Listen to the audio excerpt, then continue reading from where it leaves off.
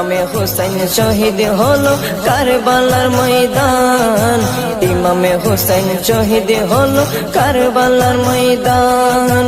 মা ফাতেমার নয়নে মনি হযরত আলীর জান, মা ফাতেমার নয়নে মনি হযরত আলীর জান।